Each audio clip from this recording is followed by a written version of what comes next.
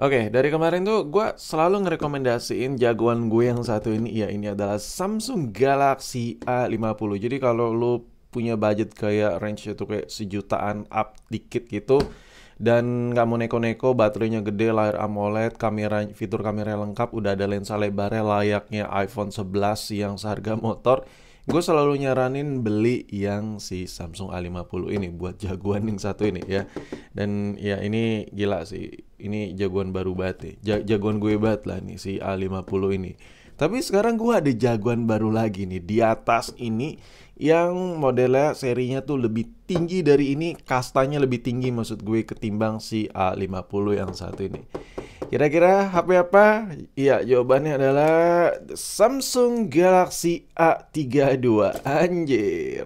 Oke, kedua handphone ini meskipun sama-sama seri Galaxy yang depannya dari AA-an ya kan, anjir. Tapi market kedua handphone ini beda-beda. Gua sedikit cerita dulu deh. Kenapa gue bandinginnya sama A50 ini? Sebenarnya bukan ngebandingin ya. Ini gue cuman kasih tahu aja karena kedua handphone ini ada di market gue, ada di toko online gue. Nah, si A50 ini biasanya orang beli tuh buat kebutuhan hari-harian tuh, dipakai hariannya tuh buat kayak yang ringan-ringan lah kayak sosial media, kayak buka online shop mungkin buat lu yang hobi scrolling-scrolling, terus buat foto-foto cantik bareng keluarga, ini the best dan baterainya awet banget karena baterai gede, ya baterai itu udah jauh banget lah. Ibaratnya kalau lu beli iPhone 8, baterainya yang harganya 3 juta, yang which is tuh harga lebih mahal dari ini, ya baterainya dua kali lipatnya. Atau lu beli iPhone SE yang harganya sampai 4 juta, kalau dibandingkan si A50 ini baterainya dua kali lipat daripada iPhone SE 2020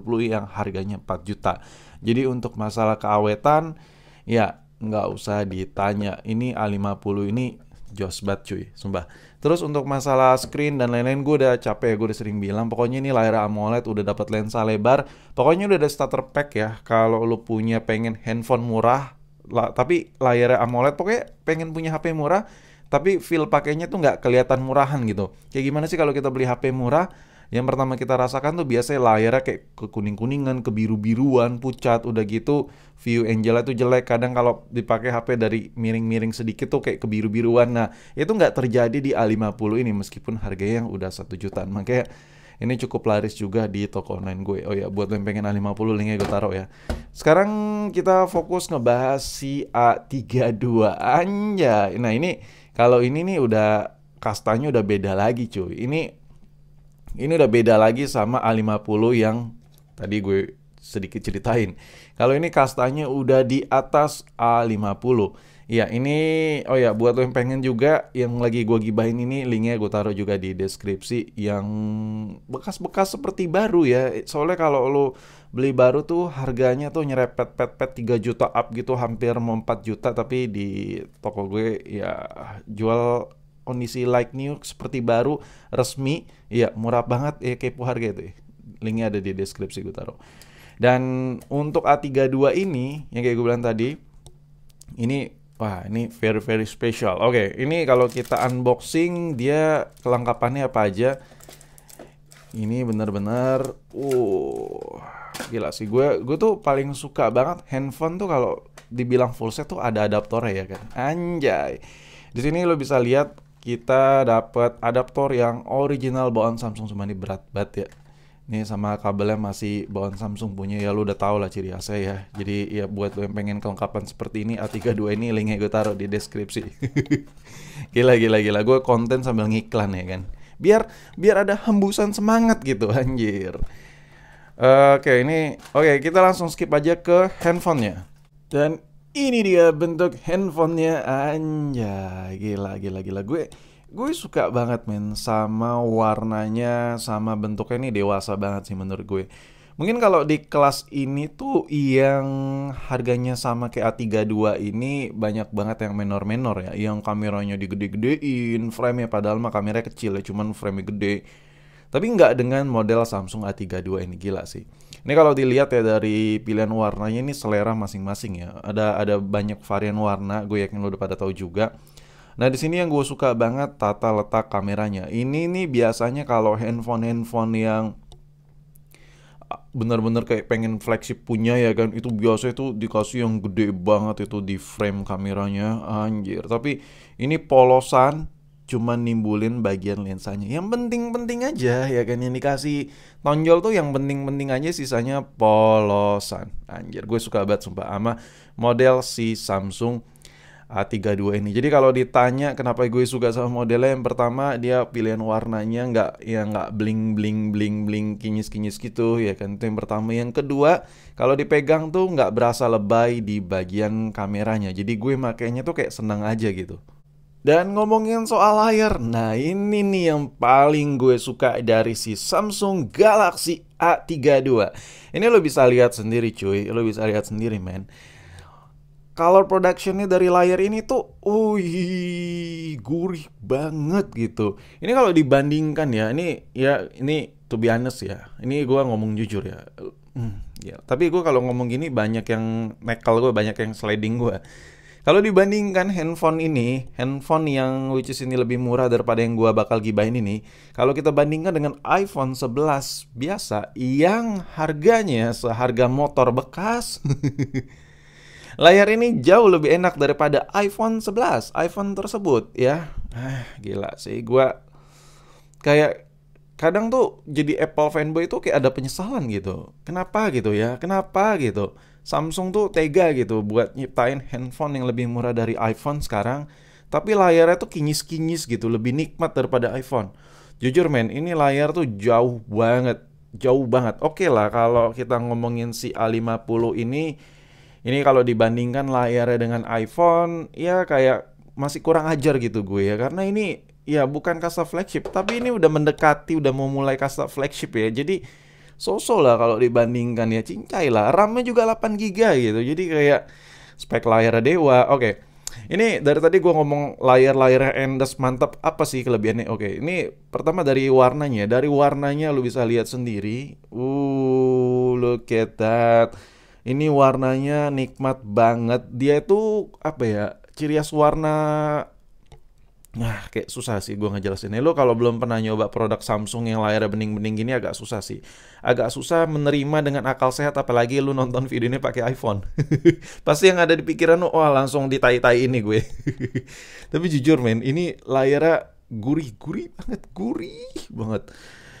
Ini kalau kita ke menu yang warna background putih deh. Nah ini biasanya kalau si iPhone itu di background putih seperti ini, itu warnanya itu lebih putih pekat tuh yang ada di Samsung ya, khusus yang udah AMOLED-AMOLEDan ya. Gue bicarain yang udah AMOLED, yang udah custom AMOLED.